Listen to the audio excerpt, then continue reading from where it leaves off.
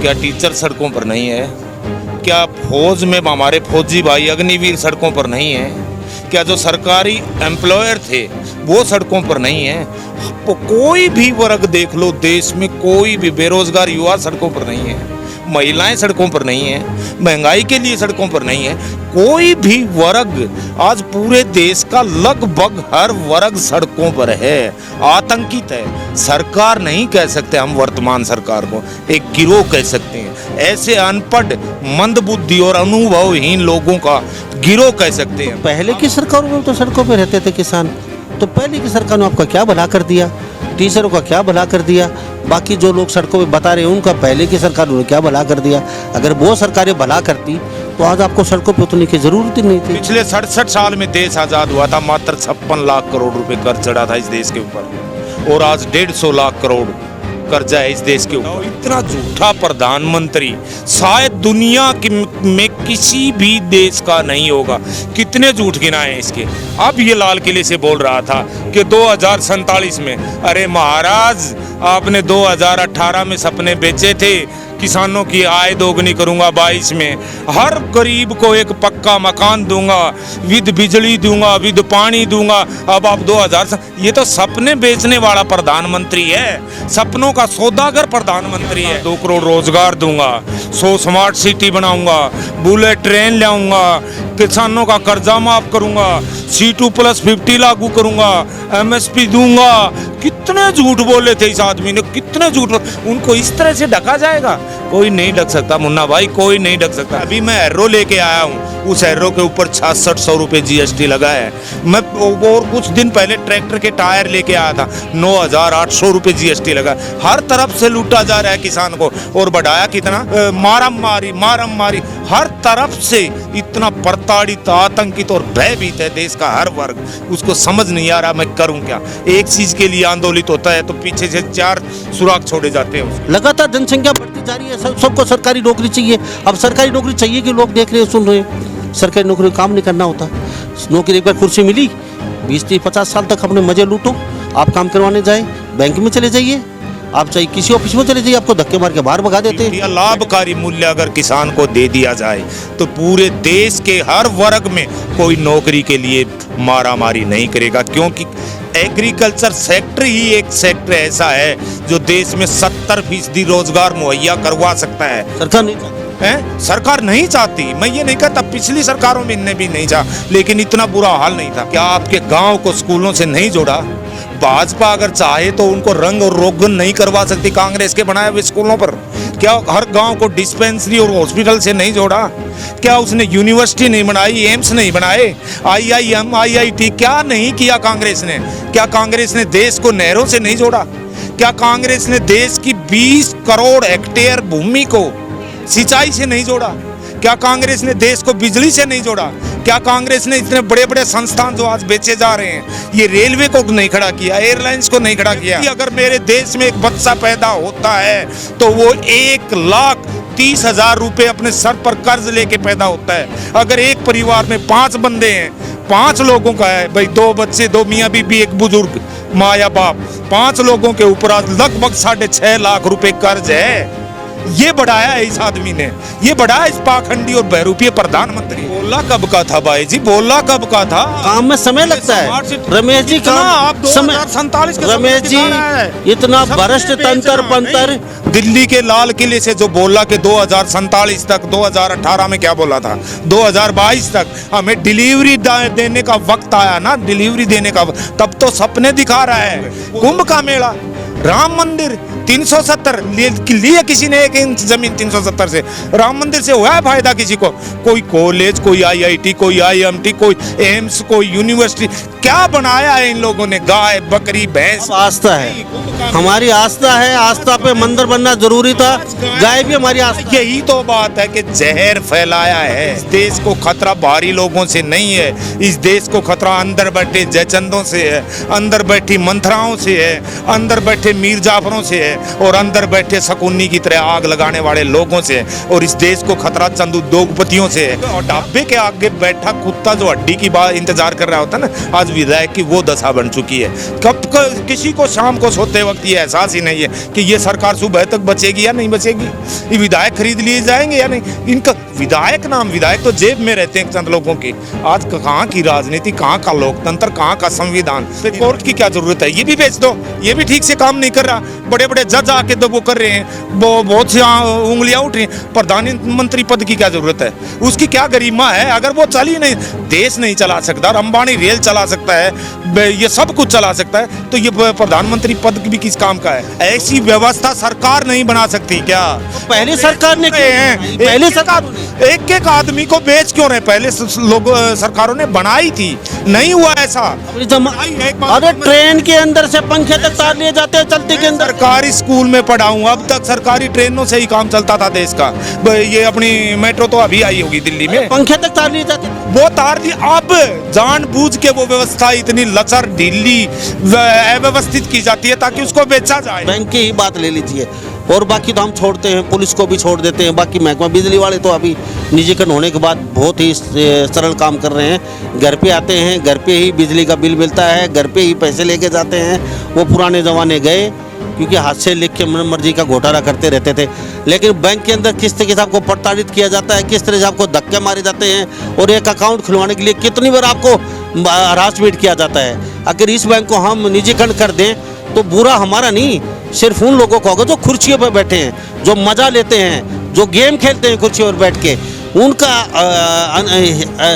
हमारा तो हित होगा, लेकिन उनका हित नहीं होना।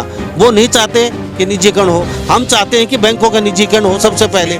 रियासतों में और वर्तमान दौर में कोई फर्क नहीं है। तब हम कहा करते थे ये लोहारू का नवाब है, महाराज है, ये जींद का है, इतना एरिया उसका है, ये पटियाला का है। आज ये पानी अदानी का है, ये बिजली अंबानी की है, ये स्कूल हमने टाटा ने दे दिए, रेल फलाने ने दे दी। देख ये वो वाले महाराज हो गए, कोई तेल वाला महाराज, कोई बिजली वाला महाराज, कोई रेलवे वाला महाराज। इन ठगोरों को, इन पाखंडियों को, इन अंधविश्वासियों को, इन अनुभवहीन लोगों को, इन गिरोह को अगर हटाना है ना, तो कांग्रेस मजबूरी है, क्योंकि कांग्रेस के बगैर ये नहीं जाएंगे। देश में आज केजरीवाल खूब दिखाई दे रहा है, केजरीवाल वही दुष्यंत सिद्ध होगा। एक बार जिस तरह इस जयचंद ने, सॉरी योगी जयचंद के ये दुष्यंत ने पिछले चुनाव में जो किया, मैं भाजपा को गाली दे करके उसके, यार मैं क्या नाम लूं कि भेड़ बकरियों की तरह बिक गया, उसी को गाली दे करके। ये राजनीति है, ये लोकतंत्र है, ये जनता के विश्वास मत की कदर है कोई, कि वो वोट किसी चीज से मांग के आया और जाकर के बैठ कहीं गया, वही केजरीवाल करेगा। नमस्कार, स्वागत आपका हरियाणा न्यूज़ 24 पे। मैं हूं मुन्ना लांबा, मेरे सहयोगी प्रिंस लांबा के साथ। हम मौजूद आज तोसाम में, और ये भिवानी ज़िले में आता है तोसाम विधानसभा। और आज हम बात करेंगे खेत खलिहान से निकल के एक राजनीति की बात, क्योंकि चुनाव सिर पे है और चुनाव की घंटी बज चुकी है। और बड़ी पार्टियां, छोटी पार्टियां, सरपंच, पंच, पार्षद कहीं न कहीं चुनाव में लगे हुए हैं, क्योंकि बहुत जल्दी हरियाणा के विधानसभा के भी चुनाव आ जाएंगे, क्योंकि ज़्यादा समय उनका भी नहीं रहा है। 6 महीने पहले आचार संहिता लग जाती है, उसके बाद 1.5 साल, मान लीजिए 3 साल सरकार को होने वाले हैं, 2, 4, 5, 7 दिन में हो जाएंगे। तो सरपंच, पंच, सरपंच के चुनाव आ चुके हैं। और चुनाव की बात करें तो चुनाव निकलता है खेत खलिहान किसान से होके। और अगर किसान से बात नहीं की जाए तो सरासर दर्शकों के साथ, आम नागरिक के साथ नाइंसाफ़ी होगी। तो आप चुनाव के मुद्दे को लेके और कई विषयों पे बातचीत करेंगे। मेरे साथ खास मेहमान, आपके परिचित, जाने पहचाने, पूरे भारत में सब लोग जानते हैं, बड़े तेज़ तर्रार, अच्छे वक्ता किसान हैं पेशे से, और कई अवार्ड ले चुके हैं। ये किसानी में छोटे बड़े पूरे भारत में सम्मानित किया जा चुका है, बड़े बड़े स्टेजों पे किसानी को लेके। और ये बड़ी बड़ी क्लासें भी लगाते हैं किसानों की, और बड़े बड़े नेताओं की भी क्लास लगा देते हैं, ये ऐसा नहीं है। मेरे साथ उपस्थित हैं रमेश पंघाल। खास बातचीत में रोचक बातचीत होने वाली है आज, जाइए नहीं, हमारे साथ बने रहिए आप हरियाणा न्यूज़ 24 पे। रमेश जी, हरियाणा न्यूज़ 24 में बहुत बहुत स्वागत है। बहुत बहुत धन्यवाद मुन्ना भाई, बहुत बहुत। कहीं दूर रहे कैमरे से हमारे से आप क्या? जी बिल्कुल, क्योंकि खेत का काम ही इतना है, बच्चे पढ़ रहे हैं, बाहर हैं, और खेत पे ही ड्यूटी लगी हुई है विशेष करके, इसलिए बाहर बहुत कम जा पा रहे हैं, बहुत कम। रमेश जी, बात करें, किसान हैं आप, सबसे बड़ी खेती करते हैं यहाँ, 50 किल्ले, 30 किल्ले, 40 किल्ले। तो इतनी एकड़ में किसान से बात की तो किसान आज सड़कों पे है। और बात की जाए जो काले कानून आप बता रहे थे, कहने के वापस हो जाएंगे, वो भी कहने के राकेश टकेश दी कुछ दिन पहले किसानों को लेके बॉर्डर पे फिर दोबारा बैठे थे। सब टोलों पे किसान बैठे हैं, कोई ज़मीन को बचाने को लेके, या फिर कोई अपनी फसल को मुआवजे के लेके, या फिर कोई कानूनों की मांग वापस करने को लेके। तो कहीं ना कहीं क्या समझते हो, सरकार ट्रैक पे है या फिर आप इसी तरह की सड़कों पे रहेंगे? देखो मुन्ना भाई, अगर एक किसान की आवाज़ आप दिल से पूछना चाह रहे हो तो आज मैं बहुत कुछ कहना चाह रहा हूँ। अकेला किसान सड़कों पर नहीं है, वर्तमान सरकार, अगर ज़्यादा बोलूँगा तो आपका ये चैनल बंद कर देंगे, क्योंकि आज हालात क्या है देश का। विपक्ष डरा हुआ है, मीडिया बिका हुआ है और जनता सोई हुई है। आपने कहा कि किसान सड़कों पर है, क्यों? क्या टीचर सड़कों पर नहीं है? क्या फौज में हमारे फौजी भाई अग्निवीर सड़कों पर नहीं है? क्या जो सरकारी एम्प्लॉयर थे वो सड़कों पर नहीं है? कोई भी वर्ग देख लो देश में, कोई भी बेरोजगार युवा सड़कों पर नहीं है, महिलाएं सड़कों पर नहीं है, महंगाई के लिए सड़कों पर नहीं है। कोई भी वर्ग, आज पूरे देश का लगभग हर वर्ग सड़कों पर है, आतंकित है। सरकार नहीं कह सकते हम वर्तमान सरकार को, एक गिरोह कह सकते हैं। ऐसे अनपढ़, मंदबुद्धि और अनुभवहीन लोगों का गिरोह कह सकते हैं हम। अब आप बता दो कि वो काम इन्होंने बढ़िया किए। रमेश जी, ऐसा तो नहीं है, बीजेपी आने के बाद पूरे वर्ल्ड में हमारा मान सम्मान बढ़ गया। सेना के पास वो हथियारें हैं, आज हमारे पास कभी हथियार थे ही नहीं। वो हर सैनिक आज हवाई जहाज में यात्रा करता है, अच्छी सैलरी बढ़ चुकी है। और रही सड़कों पे बात, तो पहले की सरकारों में तो सड़कों पे रहते थे किसान, तो पहले की सरकार ने आपका क्या भला कर दिया? टीचरों का क्या भला कर दिया? बाकी जो लोग सड़कों पे बता रहे हैं उनका पहले की सरकार ने क्या भला कर दिया? अगर वो सरकारें भला करती तो आज आपको सड़कों पे उतरने की ज़रूरत ही नहीं थी। तो आपको भरोसा है सरकार पे, जब तो सड़कों पे उतर रहे हैं। भाई पहली सरकार ने कुछ नहीं किया 70 साल में, इस सरकार से बड़ी आस है। कई बड़े बड़े जैसे 370 और भी कई ऐसे कानून तोड़े हैं, नए कानून बनाए हैं। तो लोगों को आस है ये सरकार कर देगी, इसलिए वो सड़कों पे है। ऐसा तो नहीं है। बिल्कुल सही कहा मुन्ना भाई। सबसे पहले आपने ये कहा कि देश, पूरी दुनिया में इस देश का मान सम्मान बढ़ा है। किस चीज़ में बढ़ा है? क्या आप खबरें नहीं देखते? नाइजीरिया सबसे, दुनिया का सबसे गरीब, अति गरीब और पिछड़ा देशों में से, उससे भी रैंकिंग में हम निचले स्तर पर पहुंच गए। इस देश पर कर्जा इतना है जो पिछले 67 साल में, 2014 में, पिछले 67 साल में देश आज़ाद हुआ था, मात्र 56 लाख करोड़ रुपए कर्ज चढ़ा था इस देश के ऊपर। और आज 150 लाख करोड़ कर्जा है इस देश के ऊपर। कौन से उसमें? बेरोजगारी में। सड़कें सम्मान मिला है, सड़कें भी नहीं, सम्मान मिला है हमें। किस चीज़ का? आप देख करके आए थे जहाज़ों को, आप देख करके आए थे हथियारों को। अरे बेवजह पूरा दिन ये मीडिया भों भों और करता ही क्या है? मैंने पहले बोला ना कि मीडिया बिका हुआ है। ये कोई भी इनकी कमजोरी क्यों नहीं दिखाता? फौजियों से बात की है हमने। फौजी घर पे आते हैं, उनसे बातचीत करते हैं। वो कहते हैं पहले हमें कच्ची रोटी मिलती दिखाने को, और वो ऐसे घुटने के मार के खानी पड़ती थी। आज हमें काजू अखरोट मिलते हैं खाने के लिए। आज हमारे बुलेट प्रूफ जागते हैं। हम ऐसे टेंटों में पड़े रहते थे, लोग गोला मार के, गोली मार के चले जाते थे। आज कंक्रीट के अंदर बाहर लोहे की इतनी सोली दीवारें हैं, ऐसे ऐसे हथियार हैं जिंदगी में हम कभी यूज नहीं किया ना हमें देखे, वो हथियार आज हमारे लगे हुए हैं। आज काजू अखरोट सेब के पीछे वो दराज भरी पड़ी रहती है हमारे पास। शायद आपने देखा नहीं, पिछले 2 साल से पहले कितने फौजी भाइयों की वीडियो सामने आई थी कि उनका खाना कितना भद्दा खाना, गंदा खाना दिया जा रहा था। शायद आपने देखा होगा। रही दूसरी बात, अगर फौजी इतने स्वर्ग में बैठे हैं तो ये अग्निवीर जैसी योजना ले करके आज वो सड़कों पर नहीं है। इस सरकार को आप किसी भी तरह से ये नहीं कह सकते कि ये सरकार 2 कदम चल के दिखलाया। कितना, एक चीज बताओ, इतना झूठा प्रधानमंत्री शायद दुनिया में किसी भी देश का नहीं होगा। कितने झूठ गिनाए इसके।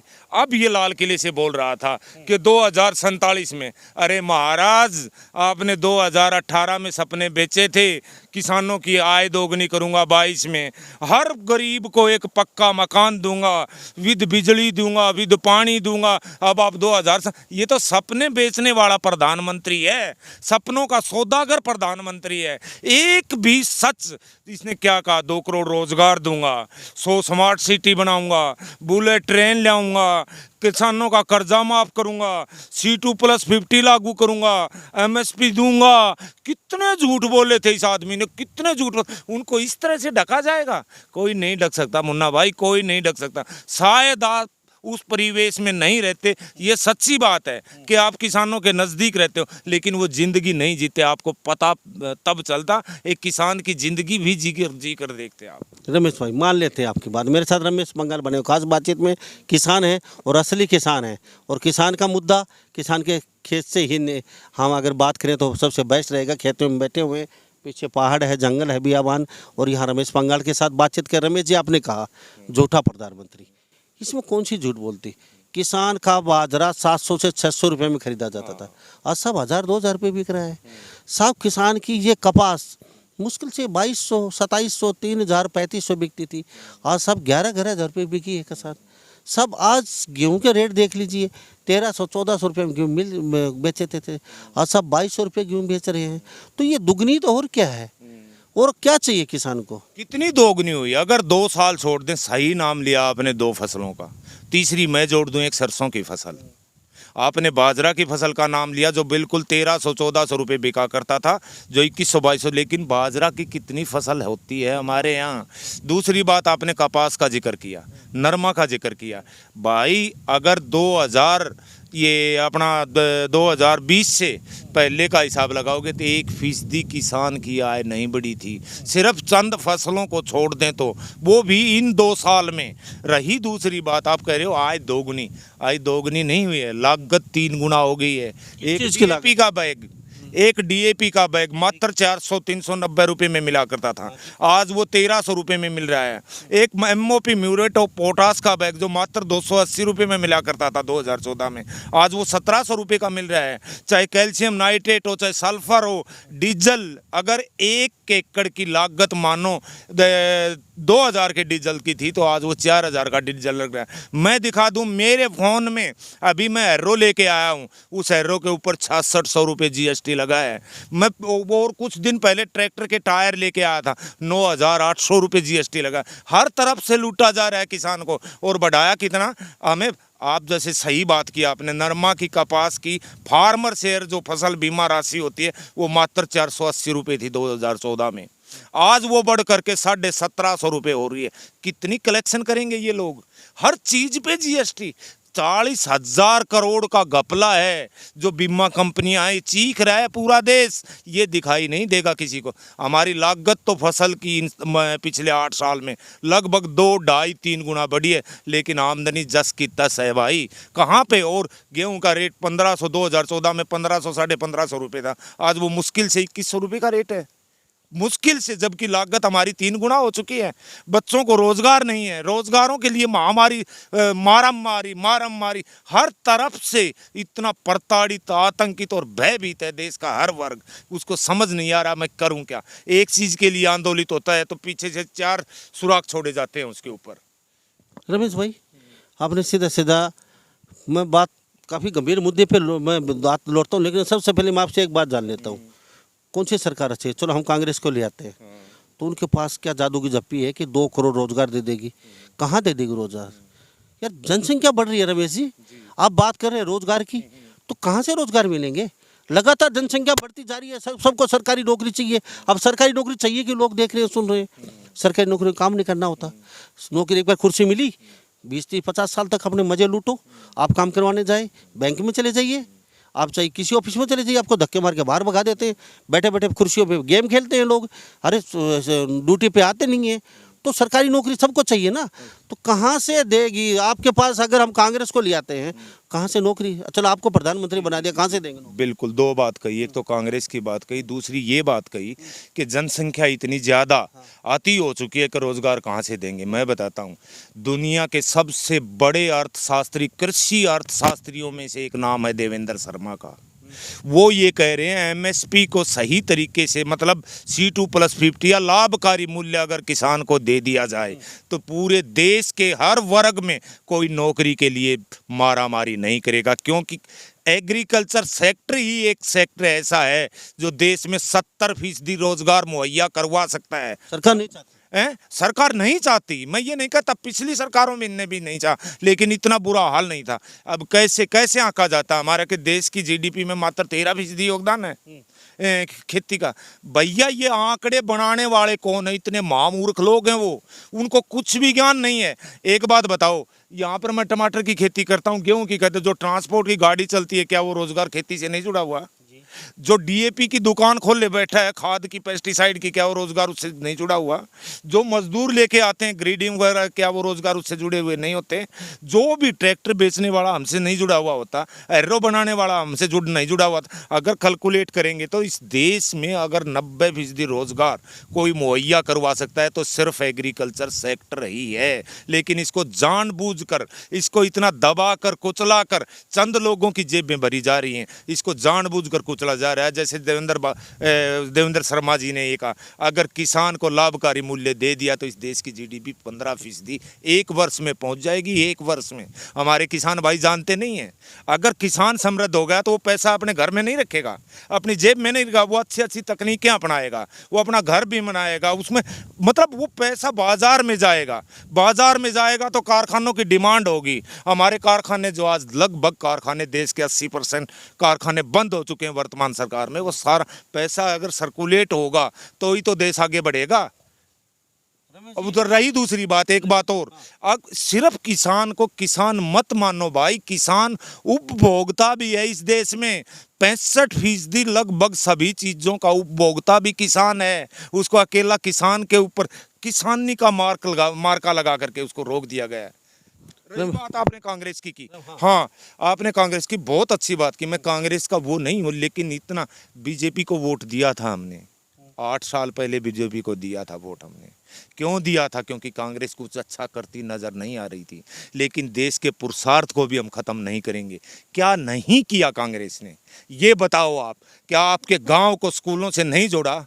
भाजपा अगर चाहे तो उनको रंग और रोगन नहीं करवा सकती कांग्रेस के बनाए हुए स्कूलों पर। क्या हर गांव को डिस्पेंसरी और हॉस्पिटल से नहीं जोड़ा? क्या उसने यूनिवर्सिटी नहीं बनाई, एम्स नहीं बनाए, IIM IIT क्या नहीं किया कांग्रेस ने? क्या कांग्रेस ने देश को नहरों से नहीं जोड़ा? क्या कांग्रेस ने देश की 20 करोड़ हेक्टेयर भूमि को सिंचाई से नहीं जोड़ा? क्या कांग्रेस ने देश को बिजली से नहीं जोड़ा? क्या कांग्रेस ने इतने बड़े बड़े संस्थान जो आज बेचे जा रहे हैं, ये रेलवे को नहीं खड़ा किया, एयरलाइंस को नहीं खड़ा किया? क्या कांग्रेस ने अपनी बिजली को कितने बड़े बड़े टावर लगवाए? इन्होंने 1 मेगावाट बिजली का कहीं प्लांट लगवाया क्या? किसी गांव में कोई स्कूल बनवाया क्या? कोई सड़क? हाँ, जो जब के साधन और संसाधन नहीं थे उस दौर में, तो भी इस देश में कांग्रेस ने हर गांव को सड़क से जोड़ा। लेकिन इस सरकार में मैं ये नहीं कहूँगा। बाकी रोडों का काम हुआ है, क्योंकि के वो परिवहन मंत्री जो हैं, सड़क मंत्री हैं, उस बंदे ने काम किया अकेला छोड़ करके, और किसी ने भी एक भी उपलब्धि आप बता दो कि भाजपा कार्यकाल में, शासन काल में वो वर्ग संतुष्ट है? ये एकदम कह देते कांग्रेस ने 70 साल में कुछ नहीं किया। अरे कांग्रेस ने 70 साल में मात्र 56 लाख करोड़ कर चढ़ाया था देश पर, जबकि क्या नहीं दिया इस देश की जनता को। और इन्होंने क्या दिया कि 150 लाख करोड़ मात्र 8 साल में। आज प्रति व्यक्ति अगर मेरे देश में एक बच्चा पैदा होता है तो वो 1,30,000 रुपए अपने सर पर कर्ज लेके पैदा होता है। अगर एक परिवार में 5 बंदे हैं, 5 लोगों का है भाई, 2 बच्चे, 2 मियाँ बीबी, एक बुजुर्ग माँ या बाप, 5 लोगों के ऊपर आज लगभग 6.5 लाख रुपए कर्ज है। ये बढ़ाया है इस आदमी ने, ये बढ़ाया इस पाखंडी और बहरूपीय प्रधानमंत्री ने। रमेश जी, चलो मान लेते हैं आपने कांग्रेस की तो बड़ी बड़ी उपलब्धियां गिना दी, ये करके वो करके, लेकिन 70 साल जो सरकार यहाँ राज करके चले गई, वो वोट के लिए सिर्फ 2-4 आपने जो नाम गिनाए छोटे मोटे, अगर वो उस समय नहीं करती तो लोग किस लिए वोट देते उनको? लेकिन 70 साल में वेस्टर्न कंट्रियाँ कहाँ से कहाँ चले गए और हम कहाँ से कहाँ नीचे ज़मीन में चले गए। और आज अगर मोदी जी यहाँ काम कर रहे हैं तो काफ़ी लोग उल्टा सुल्टा बोलते हैं। अब आप सड़कों की बात करें, यहाँ से सीधे चले जाइए आप चंडीगढ़, मात्र ही 1.5 2 2.5 घंटे 3 घंटे में पहुँच जाएंगे। पहले हम 9 घंटे में पहुँचते थे। ऐसे ऐसे जैसे ट्रेनों के लेके बाद खैर बुलेट ट्रेन की बात की, बहुत जल्दी हमारे देश में बुलेट ट्रेन चलने वाली है।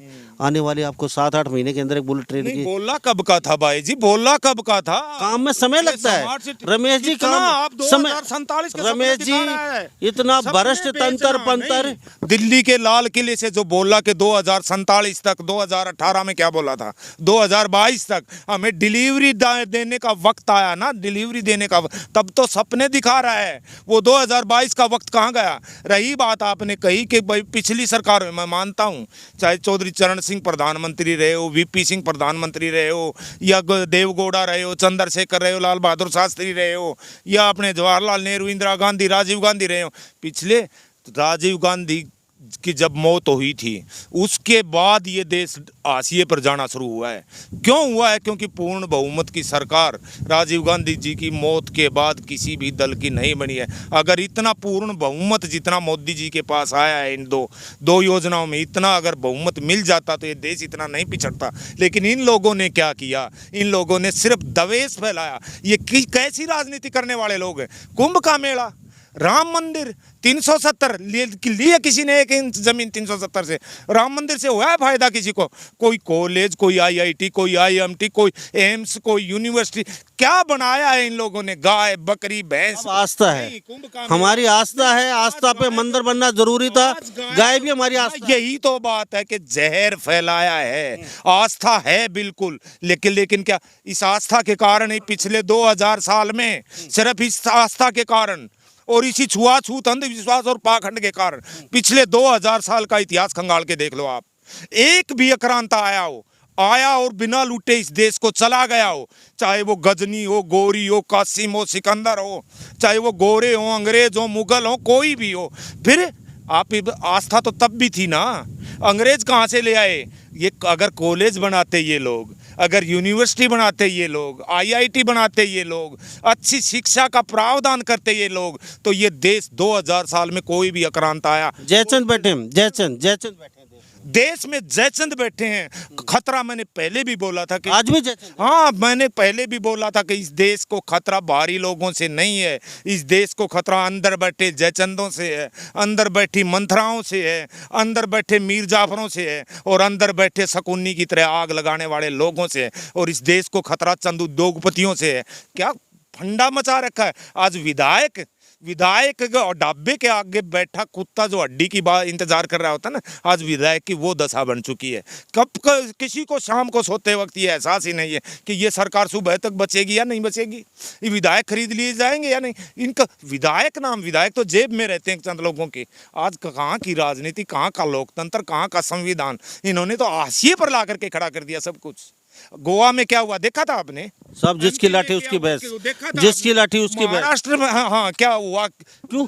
अरे सब पहले कांग्रेस को हम 70 साल दे सकते हैं तो बीजेपी सरकार को 30 साल नहीं दे सकते। नहीं थी, उसने तो मात्र 60 साल के बदले 60 महीने मांगे थे कि 60 महीने में मैं वो कर दूंगा जो ये 60 साल में नहीं कर पाए। बिल्कुल सही कहा उसने। ये 60 साल में देश को नहीं बेच पाए, इन्होंने 60 साल में देश में संस्थाएं खड़ी की, रेलवे का ढांचा तैयार किया, एयरलाइंस का ढांचा तैयार, इन्होंने बीपीसीएल जैसी कंपनियां तैयार की, इन्होंने बैंक तैयार किए, इन्होंने सब कुछ तैयार किया सरकारी, लेकिन ये बेच रहे हैं। एक चीज बताओ आप मुन्ना भाई, एक चीज बताओ, अगर रेलवे अकेला अडानी चला सकता है, हवाई जहाज अकेला अडानी चला सकता है, अपनी तेल की कंपनियां सारी अकेला अडानी चला सकता है, सुविधा बढ़े। हाँ ठीक बात, बिजली का सारा काम एक आदमी संभालता, तो फिर प्रधानमंत्री के पास तो, सरकार के पास तो सारे तंत्र हैं, तो सरकार क्यों नहीं चला सकती? स्कूलों को एक आदमी नियंत्रित कर सकता है तो सरकार उसकी सुविधा बढ़ा दो ना। उन मास्टर को बोल रहे हैं कि एक अध्यापक तनख्वाह ले रहा है 70,000, वो काम नहीं कर रहा, वो दूसरा बंदा अडानी कैसे काम ले लेगा? इसका मतलब आप व्यवस्था को जानबूझकर खराब कर रहे हो, बहाना बना रहे हो। वो व्यवस्था संवारने की बजाय उसको बेचने की लाइन में खड़ा कर रहे हो। उसको बेचना जरूरी है क्या? फिर तो एक बात बताओ आप, फिर कोर्ट की क्या जरूरत है? ये भी बेच दो, ये भी ठीक से काम नहीं कर रहा, बड़े बड़े जज आके तो वो कर रहे हैं, वो बहुत सी उंगलियां उठ रही हैं। प्रधानमंत्री पद की क्या जरूरत है? उसकी क्या गरिमा है? अगर वो चल ही नहीं, देश नहीं चला सकता और अंबानी रेल चला सकता है, ये सब कुछ चला सकता है, तो ये प्रधानमंत्री पद भी किस काम का है? दो टैक्स, एक तो जीएसटी जो हम सरकार को देते हैं, एक दूसरा जो अंबानी जैसे बड़े उद्योगपति उनको लाभकारी मूल्य अपना निश्चित करते हैं उनको देते हैं। फिर दो टैक्स की जरूरत क्या है? वापस जनता के पास पैसा आ ही नहीं रहा। भाई साहब, हम टैक्स कहाँ पर नहीं दे रहे? आप जूते पर नहीं दे रहे, इस पैंट पर नहीं दे रहे, शर्ट पर नहीं दे रहे, इस माइक पर नहीं दे रहे, किस चीज पर टैक्स नहीं दे रहे? वो पैसा वापस जनता के पास आता है क्या? एक चीज बताओ आप, देश के निर्माण में काम आ रहा है। 11 लाख करोड़ रुपया कारपोरेट का माफ कर दिया इन पापियों ने। 11 लाख करोड़ किसानों को कर्जा माफ करना कौन सी बुरी बात थी? जबकि कितने कितने करोड़ किसान लाभान्वित होते और उसमें चंद लोगों का माफ किया इन लोगों ने। रमेश जी मेरे साथ उपस्थित खास बातचीत में किसान है, दुखी है, आहत है, और किसान को बात रखने का कभी कभी मौका मिलता है माइक के सामने, तो हमारा भी फ़र्ज़ है कि किसान की बात आप तक पहुंचाई। लेकिन मैं रमेश जी से कुछ बातचीत और करना चाहूँगा। रमेश जी, आप अच्छा बोलते हैं, अच्छी बातें करते हैं और सारा ठीकरा बीजेपी की सर फोड़ते हैं, तो ये तो सरासर नाइंसाफ़ी है। देखो क्योंकि देखो मुन्ना भाई, अगर मेरा सरपंच मेरे गांव के आप हो तो मैं पिछले सरपंच से सवाल कैसे करूंगा? पिछले सरपंच से कैसे सवाल करूंगा? मैं तो उसकी अच्छाई ढूंढूंगा और बोलूंगा कि अरे मुन्ना भाई, तू कैसा सरपंच है, तेरे से तो पिछले वाला सरपंच कितना बढ़िया था, यही तो बोलूंगा। वही बोल रहा हूं मैं, और क्या कर रहा हूं। चलो बातचीत की जाए। आप कह रहे हैं कि बेच दिया। बहुत सख्त निहायत सख्त जरूरत है इंडिया को निजीकरण की। आज के दिन पंचायत की चेयर आपने देखी होंगी, हर गांव में रखी हैं, वो रात को तोड़ दी जाती हैं। वो उनके पैसे से नहीं, जो शख्स तोड़ के जाते हैं उनको, क्या अपने घर की चेयर तोड़ सकते हैं वो? क्योंकि बहुत ज़रूरत है। आज बैंक में चले जाइए आप, सरकारी में, आपका काम नहीं बनेगा। आपको 1000 चक्कर कटवाते हैं वो। ना भाई, निजीकरण के बाद कितनी अच्छी HDFC बैंक में आपके घर पाते हैं। इसका जवाब दूंगा। एक चीज बताओ, हम सरकार के जो चेयर रखी हैं या जो सरकारी संपत्ति है उसका तो हम दुरुपयोग करते हैं, उसको तोड़ते हैं, फोड़ते हैं, मरोड़ते हैं, जो भी करते हैं उसका नुकसान करते हैं। हम प्राइवेट का क्यों नहीं करते? ऐसी व्यवस्था सरकार नहीं बना सकती क्या? तो पहले सरकार ने क्यों बनाई? पहले सरकारों ने एक आदमी को बेच क्यों रहे? पहले लोग सरकारों ने बनाई थी, नहीं हुआ ऐसा। अरे ट्रेन के अंदर से पंखे तक तार लिए जाते हैं, चलते के अंदर। सरकारी स्कूल में पढ़ा हूँ, अब तक सरकारी ट्रेनों से ही काम चलता था देश का। ये अपनी मेट्रो तो अभी आई होगी दिल्ली में, पंखे तक तार लिए जाते थे, वो तार लिए। अब जानबूझ के वो व्यवस्था इतनी लचर ढीली अव्यवस्थित की जाती है ताकि उसको बेचा जाए, उसको सुधारा नहीं जाता। निजीकरण में एक बात बताओ, निजीकरण किसी का कर दिया, चलो बैंक का कर दे। सबसे बड़ी समस्या आप देख रहे हैं, सुनने कमेंट में राय जरूर, आप किसी न किसी बैंक में सरकारी में जरूर जाते होंगे रोज, और सब व्यक्तियों का काम पड़ता है, बूढ़े बुजुर्ग, जवान, छोटे बच्चे, बड़ों का, महिलाओं का। आप किस तरीके से प्रताड़ित किए जाते हैं बैंक में, बैंक की ही बात ले लीजिए, और बाकी तो हम छोड़ते हैं, पुलिस को भी छोड़ देते हैं, बाकी महकमा। बिजली वाले तो अभी निजीकरण होने के बाद बहुत ही सरल काम कर रहे हैं, घर पे आते हैं, घर पे ही बिजली का बिल मिलता है, घर पे ही पैसे लेके जाते हैं। वो पुराने ज़माने गए, क्योंकि हाथ से लिख के मन मर्जी का घोटाला करते रहते थे। लेकिन बैंक के अंदर किस तरीके से आपको प्रताड़ित किया जाता है, किस तरह से आपको धक्के मारे जाते हैं, और एक अकाउंट खुलवाने के लिए कितनी बार आपको हरासमेंट किया जाता है। अगर इस बैंक को हम निजीकरण कर दें तो बुरा हमारा नहीं, सिर्फ उन लोगों को होगा जो कुर्सियों पर बैठे हैं, जो मज़ा लेते हैं, जो गेम खेलते हैं कुर्सियों पर बैठ के, उनका हमारा तो हित होगा, लेकिन उनका हित नहीं होना। वो नहीं चाहते कि निजीकरण हो, हम चाहते हैं कि बैंकों का निजीकरण हो। सबसे पहले बताइए मुन्ना भाई, यही दुर्भावना जो हमारे अंदर फैलाई गई है, थोपी गई है, यही तो समस्या की जड़ है। सरकारी बैंकों में और प्राइवेट बैंकों में फर्क क्यों है? क्या सरकार वो कानून नहीं बना सकती जो प्राइवेट बैंक ने बनाया है? उल्टा उसको दोष ये कि वो 1-1 लाख रुपए ले रहा है। भैया, उसके ऊपर कंडीशन लगाओ ना आप। अगर आप गए, आपका अकाउंट नहीं खुला 1 घंटे में, तो ये बैंक आपको ये गारंटी देता है, जैसे प्राइवेट बैंकों में है, ये गारंटी देता है वो उसके अधिकारी की जो 70,000 1 लाख ले रहा है। समय लगता है ये रमेश उसको- नहीं, समय नहीं लगता। थोड़ा सा व्यवस्था ये सुधार चाहते हैं इनके हितार्थ, खुद के हितार्थ, जो भी फैसला चाहते हैं वो एक झटके में होता है। झटके में ये जानबूझ के नहीं कर पा रहे, क्योंकि इन्होंने बेचना है देश को। वो व्यवस्था प्रगाढ़ करना इनके लिए कोई बड़ी बात नहीं है भाई, चाहे वो रेल की हो, चाहे वो किसी भी तरह की हो, एकमात्र समाधान उसको बेच दो। कब तक चलेगा ये?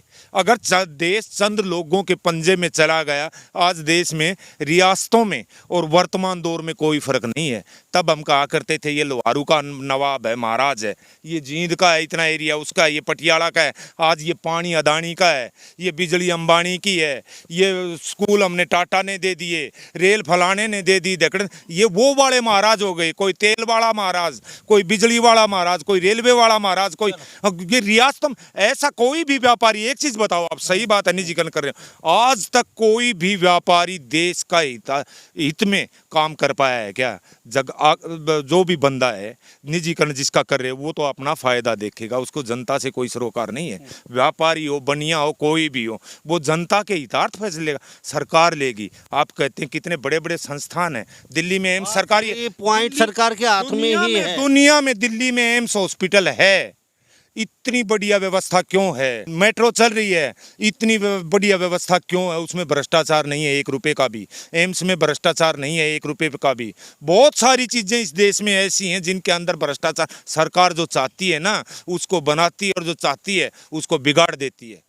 चलो दिल्ली की बात करें, दिल्ली में तो कम से कम 1 दर्जन से ज़्यादा नेताओं पर भ्रष्टाचार के आरोप और गबन के आरोप लग चुके हैं, और वो रंगे हाथे पकड़े हुए जा चुके हैं। सरकार कहीं की ईडी उन पर कार्रवाई कर भी रही है। लेकिन बात करें कांग्रेस को लिए, कांग्रेस सुधार देगी व्यवस्था को? किसको? देखो, इनसे बेहतर होगी। आप बेहतर होगी मैं बताऊं, आज जहां तक मैं किसान होने के नाते जो महसूस कर रहा हूं ना, और कोई विकल्प नहीं है भाई। इन ठगोरों को, इन पाखंडियों को, इन अंधविश्वासियों को, इन अनुभवहीन लोगों को, इन गिरोह को अगर हटाना है ना तो कांग्रेस मजबूरी है, क्योंकि कांग्रेस के बगैर ये नहीं जाएंगे। देश में आज केजरीवाल आ रहा है, खूब दिखाई दे रहा है केजरीवाल, वही दुष्यंत सिद्ध होगा। 5 या 7% वोट अगर ये इस तरफ से उस तरफ कर देगा तो जो भाजपा ने जहर फैलाया है वो बहुत संगठित है ही। कांग्रेस का कैडर है। अब मैं कांग्रेस की बड़ाई इसलिए नहीं कर रहा हूं क्योंकि इनको भगाना जरूरी है। इन्होंने कुछ नहीं किया पिछले 8 साल में, और अगले चुनाव में इनको भगाना इसलिए जरूरी है। अगर ये रह गए तो इस देश की गत पता नहीं श्रीलंका से भी बदतर हो जाएगी, नाइजीरिया से बदतर आज भी है, श्रीलंका से भी बदतर हो जाएगी। क्यों जरूरी है कांग्रेस? कांग्रेस का कैडर है। कांग्रेस जम्मू कश्मीर में जिंदा है, कांग्रेस उत्तरांचल हिमाचल में जिंदा है, कांग्रेस पंजाब हरियाणा में जिंदा है, कांग्रेस MP और राजस्थान में जिंदा है, झारखंड और छत्तीसगढ़ में जिंदा है, गुजरात में जिंदा है। केजरीवाल तो एक मोहरा बनाया गया संघ के द्वारा कि ये 3 स्टेट ही ऐसे थे, एक तो पंजाब और हरियाणा और गुजरात। पंजाब में 4 सांसद बने थे शुरुआत में, और हरियाणा में तो सिद्ध होगा। गुजरात में भी 5, 7, 10% वोट अगर ये काट देता है तो भाजपा की राह इतनी आसान हो जाती है कि एक बार जिस तरह इस जयचंद ने, सॉरी योगी जयचंद के, ये दुष्यंत ने पिछले चुनाव में जो किया, मैं भाजपा को गाली दे करके उसके, यार मैं क्या नाम लूँ कि भेड़ बकरियों की तरह बिक गया, उसी को गाली दे करके। ये राजनीति है, ये लोकतंत्र है, ये जनता के विश्वास मत की कदर है कोई कि वो वोट किसी चीज़ से मांग के आया और जाकर के बैठ कहीं गया, वही केजरीवाल करेगा। केजरीवाल सीधा सीधा नहीं जाएगा इनके पास, बोल देगा मेरे इतने विधायक तोड़ दिए। महाराष्ट्र में जिस तरह उसने या के नाम उद्धव ठाकरे ने बोला, वो जो MP में हुआ, वो राजस्थान बाल बाल बचा था, गोवा में जो हुआ, उसी तरह बोल दिया। मेरा क्या है? ऊपर से सारा संघ प्रायोजित प्रोपगेंडा चल रहा है भाई साहब। हाँ रमेश जी, काफ़ी बड़ी बातें बहुत है रमेश जी के साथ करने को लेके, लेकिन मैं जल्दी फिर दोबारा से हाजिर हूँगा, और अब की बार हमारा टॉपिक रमेश जी से होगा। किसान है और किसान के साथ बातचीत करें तो अच्छी बातें निकल के आती हैं। तो रमेश कहीं ना कहीं पंगाल है हमारे साथ और अक्सर बने रहते हैं। राजनीति को लेकर, चुनाव को लेकर खास परिचर्चा होगी, और सिर्फ राजनीतिक और चुनाव को लेकर ही बातचीत करेंगे। रमेश जी, आपने कीमती समय निकाला अपना, आपका बहुत बहुत धन्यवाद। आपसे हमसे बातचीत की हमारे चैनल पे बहुत बहुत धन्यवाद भाई, बहुत बहुत धन्यवाद। तो हमारे साथ ये रमेश पंगाल बने तो खास बातचीत में तोसा विधानसभा क्षेत्र हरियाणा से, भिवानी जिले से। तो इन्हीं सब बातों के साथ मैं मुन्ना लांबा, मेरे सहयोगी प्रिंस लांबा के साथ हरियाणा न्यूज़ 24। नमस्कार, जय हिंद। आप देख रहे हैं हरियाणा न्यूज़ 24, जहां हर खबर मिले सच के साथ।